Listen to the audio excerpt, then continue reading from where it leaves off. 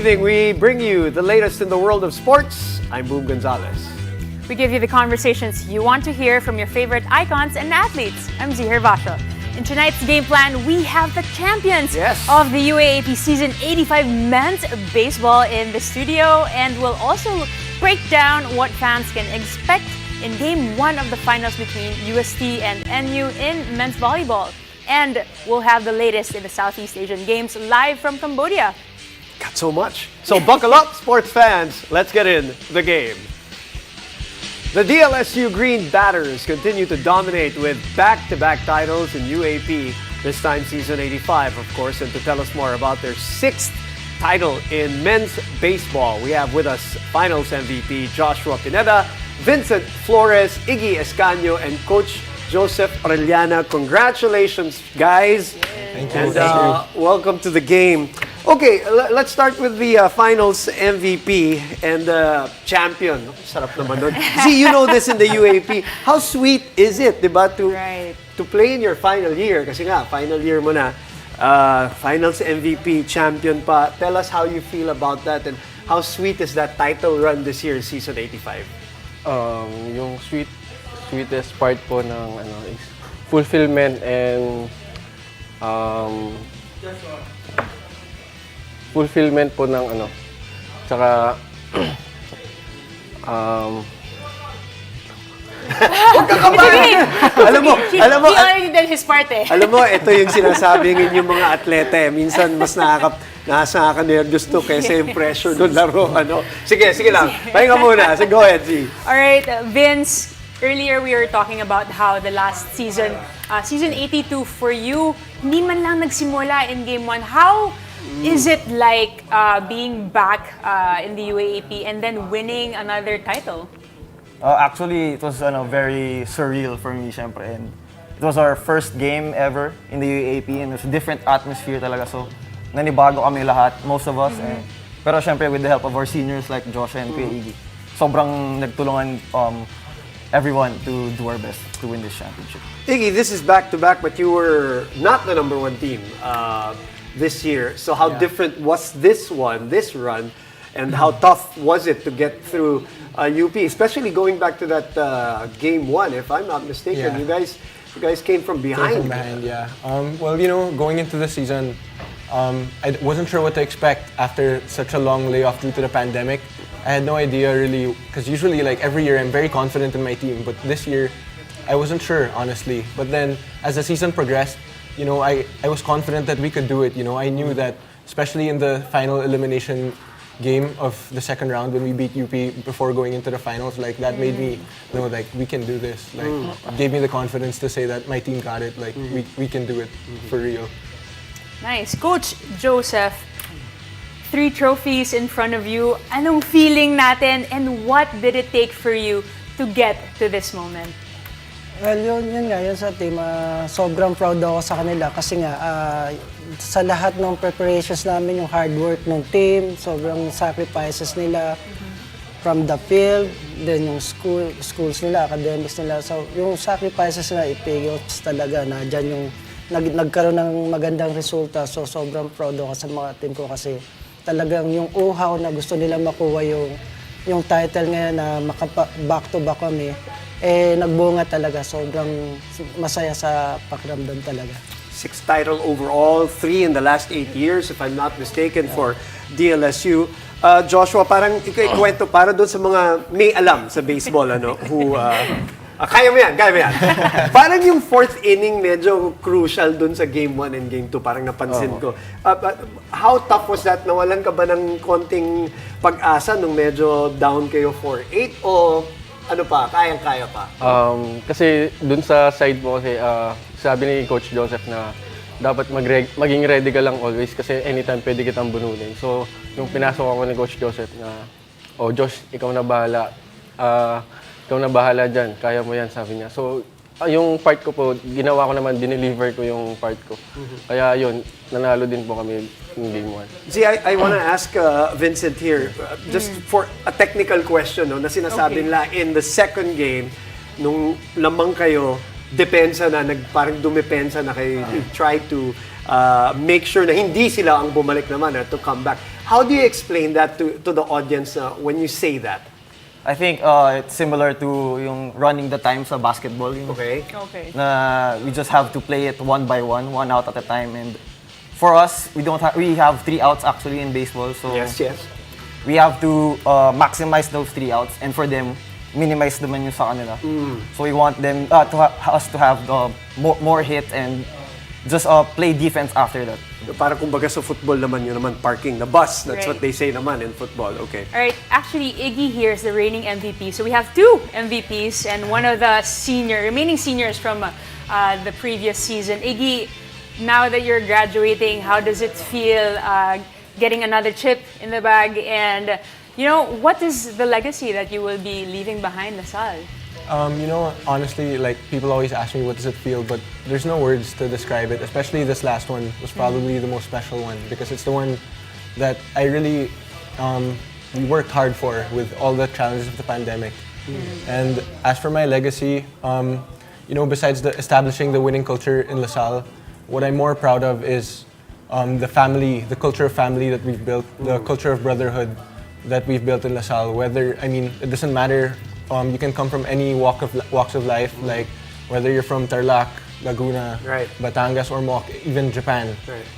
We have teammates from all over, and or a city boy like me. Like we're the culture of family is there, of playing for each other, and I've had the best time in LaSalle, and I really appreciate it so much, and that's what I'm most proud of. All right, Coach, we'll throw a last question to you guys before we let you go. Speaking of winning tradition, you're a champion yourself. How different is this one compared to your time? Hindi naman masyadong matagal yun. Pero, Well, yun nga. Etong season na to kasi parang lahat gusto namin i-plano na maganda yung training kasi from pandemic nga, medyo late na kami nag-start ng training. So, lahat more on ang preparations namin is more on game situation, mga baseball IQ. Kumbaga kasi through online, puro yun ang ginawa namin. So, nag-design kami ng mga training, yung mga game situation, kung paano kami mental preparation sa . And then, yun nga, luckily, ang ganda nung teamwork ng team, yung mga seniors ko, ang ganda nung leadership nila. Kaya wala nang, even yung mga rookies ko, hindi na tumayo as rookies eh. Nag-blend yung team na ganong kadaling-dalin, parang ang sarap igawa ng mga game plans, yung mga strategy. Kaya nasusunod yung mga game plans namin. sarap maging coach. Sarap ng pakiramdam ng panalo. And of course, you guys are gonna go for the three-peat next year. Well, thanks for dropping by. Congratulations again, guys, for the championship, for the back-to-back championship, and thanks for coming by the game. Thank you. All right, after the break, we'll preview Game 1 of the UAAP Season 85 Men's Volleyball Finals. Stay tuned, you're watching the game.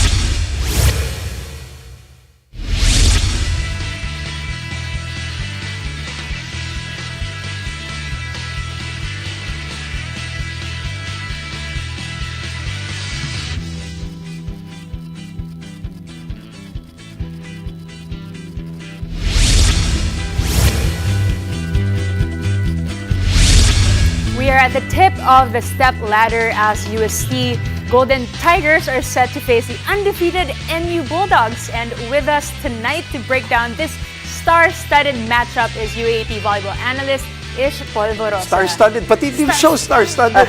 From champions, we have Ish. Of course, go ahead, Z. All right, Ish. NU men's sweeping the elimination round. Your thoughts, and can they sustain this momentum? At alam naman natin kasi na bakante sila. Yeah, I think the break is gonna test them. But knowing NU, I mean, they haven't lost a game this season. They are the defending champions. They're under Coach Dante Alinsunurin, if not the best so far in the men's volleyball scene. I'm pretty sure they will be prepared for game number 1 tomorrow. That's a 32 match winning streak. Beating now, our streak. Right? Beating your streak. I'm not sure. I'm sorry for bringing it up. But for discussion purposes, what has been the secret for this team since that start of that streak? And obviously, they're going to be favored in the finals. I think it's their early and strategic preparation. They're the very first collegiate men's volleyball team that prepared last year. Okay. Like after the pandemic, we all know last UAAP season we only had the women's volleyball. We didn't have the men's volleyball side. But last year, I think we prepared early. January pa lang, they were training together and they also played abroad. They played in Spiker Surf na nag-champion pa sila. And they also had like a couple of other outside tournaments like the V-League and the PNVF Champions League. They also joined that. So ang dami na sinalihan. They're really prepared for the UAAP. Currently, NU is number 1 in spiking and blocking and number 2 in receiving. Samantalang UST naman, 2nd in spiking, 3rd in blocking, and 1 in serving. Let's go to NU. What are your thoughts? How do you think they can turn this ship around? Because in the elimination round, parang hindi sila nakasagot talaga. Although, You mean UST? UST. You're talking about UST, yes. yeah. Very interesting how they changed their tempo in their last meeting against FEU.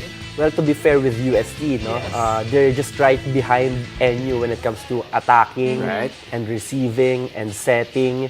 But I think the problem for UST is their unforced errors. Each and every game, there were no games in the elimination round and even in the semifinal round na sila yung mas kaunti yung unforced errors. They really give a lot of free points to their opponents. So I think if they can lessen their unforced errors, they can actually win a match probably against NU. Okay, we have to congratulate them, by the way. You know, they're back in the finals after so many years. After that 4-peat that they had. I was still covering men's volleyball at that time. The 3-peat of FEU, the 4-peat of UST. So they're back there and the all-out support. They have momentum. If we were talking about National University having a long break, they have a little bit of momentum. They're not rusty. Will that help them? UST. In your opinion, UST, yes. Yeah, I think it will help them. And I think if Coach Oji Mamon and J.Rac de Alonso will also be included in their Are they playing? lineup. In their lineup tomorrow, if they'll be coming back from Cambodia, I think that they're both gonna be a huge help for the UST Golden Tigers for their bid to win against NU in the finals. And very interesting, as you've mentioned, a couple of off-season tournaments. Right. Kasi dito, it says that UST actually beat NU last year. One time. So could this be the next time that we'll see UST beating NU? We can only hope so. I mean, parang mas maging exciting Make it naman yung men's interesting. Why volleyball, not? diba? Yeah, and interesting. Kasi they lost that game, one of the finals in the V-League against NU. But game 2, they were down by 2 sets, but they fought third to fifth set. And they won that game in game number 2. That was pretty close. And that's the only match that they lost against another collegiate team aside from It's interesting. Their story is like the story of the women's team last year, right? Dominant, Correct. You know, winning streak and all of that, swept the whole. Okay, let's talk about particular players who is going to be key for UST. Let's start with UST because they have this belief that they can beat NU. Right. I think for UST, it's gonna be their top scorers in G-Boy De Vega and Josh Ibanez. And number 2, scorer in the league, and he's only 5'7", you know, Boone. know. But his athleticism, really, when you watch him charts. live, off the charts talaga. And he's an all-around player. I'm not gonna be surprised if the UAAP gives him the Rookie of the Year MVP award this season. I mean, And a star. He's a star. Yeah, he's he a is a star. star. He's a star, isn't he? He's a fan favorite. Grabe. Let's move over to NU. You have a couple of players you wanted to mention. For NU, they have their seniors in, of course, national team stalwart in Nico Almendras and Owar Tamar. But of course, they have their one of their rookie stars in Buds Budin. And their middle blockers in Obed Mukaba and Choi Diao. And of course, dun talaga lamang yung NU eh. Their height. That's really their advantage. That's why they're always, like literally always, even in our time. Parang nakakachamba na kami isang season minsan makakuha namin yung #1 blocking team. Pero usually, it really goes with NU talaga. That's really their forte. We have to end with the setting matchup. Okay. Since we have time to talk about that, what are your thoughts on the battle of the captain and the rookie? Yeah, okay. For the setting side, I think for our viewers at home, to give you a bit of a context, #1 sa team stats is UST. But individually, #1 si Owar Tamar. I think it's because for UST, there are two setters in play. At play for them. It's Dax Yambao, their rookie setter, and their team captain in Lawrence Cruz. Usually, when the going gets tough, they go with Lawrence Cruz, the more veteran setter. And as we all know, Owar Tamar is a very, veteran setter, very brilliant setter. So that's why the dynamic is very interesting when it comes to the battle of the setters in this final series. It starts tomorrow. Right. And it's going to be interesting. You'll be doing game 2. Right. But tsaka na natin pag-usapan. Ish, thank you very much always. Thank you, guys. All right. And after the break, we'll find out the latest from our national athletes at the ongoing 2023 Southeast Asian Games live. Stay tuned. You're watching The Game.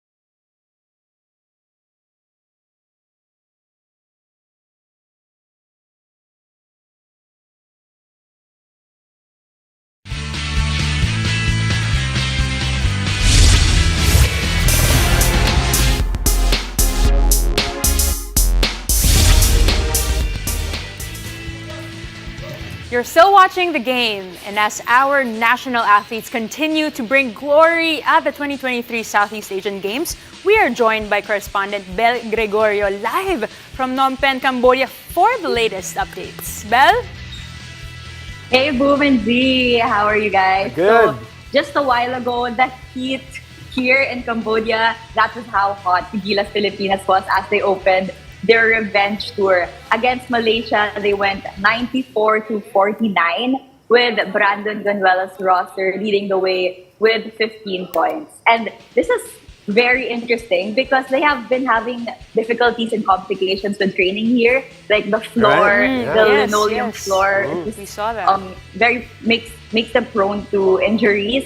And they were assigned to a court outside. So their manager, Butch Antonio, had to reserve another court inside just so they won't have to deal with the heat. And tomorrow also, the Gilas Pilipinas women will also start their 5-on-5 tournament that is against Cambodia at 3 p.m. And hopefully, the Gilas Pilipinas men will continue their momentum as they face Cambodia too. The home team, on May 11. May 11, yes, so they're naturalized players, the talk of the town. Right, So right. That's a much anticipated event here Okay, at 6 Bel- p.m. May 11. Okay, Bel, we're speaking of the heat. Carlos Yulo, who also hot there in Cambodia, came back to the Philippines so that he can acclimate to the weather to Cambodia coming from a very cold Japan. Tell us about that successful campaign that ended today. But there's just no stopping our golden boy. Yesterday, he clinched 1 silver, 1 gold, and today he brought home another silver and gold alongside Juancho and Ivan, Taloy's cousin, who will also secure gold for us. So right now, we are at 22 golds thanks to our gymnasts who brought home 3 golds for us today. Tomorrow, Boom and Z, Kaloy will be flying to Japan to train for the Asian Championships with a goal of entering the World Championships. All right. Well, thank you, Bel. We have run out of time, but thank you very much for taking time out. And good luck there. Thanks for doing the work that you're doing for us there in the SEA Games. That's Bel Gregorio live Thank you, from guys. Phnom Penh in Cambodia. You're welcome. And again, the Philippines, as she said, 22 golds, 32 silvers, 37 bronzes. As of now, we are fifth in the running. All right. All right, that's it for tonight. Thank you for joining us. I'm Zihir Basho. And I'm Boom Gonzalez, and this has been The Game.